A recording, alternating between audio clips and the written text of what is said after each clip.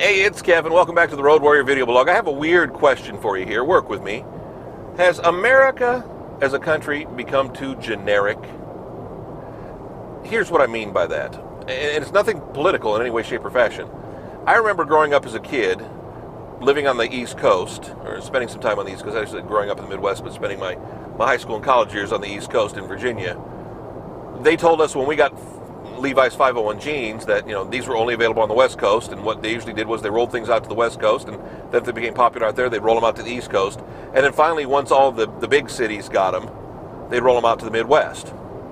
Like, okay, that kind of makes sense to me. I kind of understand that. The reason I'm thinking about this, and it kind of hit me the other day, my wife and I were in the grocery store. We were in a little Publix grocery store, which I guess is more of a southeastern chain, but yet Publix is just like every other grocery store to me.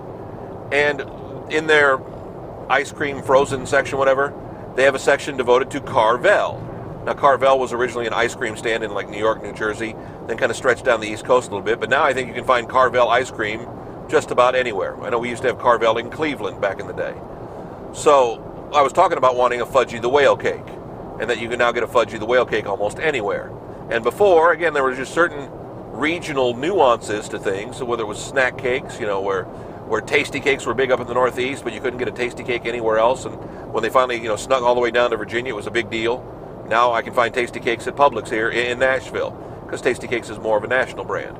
And Dolly Madison was a little bit more regional, and Sara Lee was, there are some things that my wife and I have in common with foods we eat, with brands we prefer and things like that, because we both spent a lot of time in the Midwest. Now my wife lived, in Colorado for a few years, and lived in Pittsburgh, but spent most of her formative years in Indiana. I spent most of my formative years in Illinois, even though I lived in Wyoming and lived in Indiana and then lived in Virginia, but still, I'm a Midwesterner at heart. So it got me to wondering if now that you can get everything everywhere, now that Walmarts are everywhere, and Walmarts carry the same things, I guess, at least I've always noticed that, the same brands in every Walmart across America, to me it makes me think, well, we've gotten a little bit more generic. The world, there are no nuances. You don't go to certain places and go, oh, this you can only get up here. You can only get this in Texas. You can only get this in Wyoming. The regionalization of the country.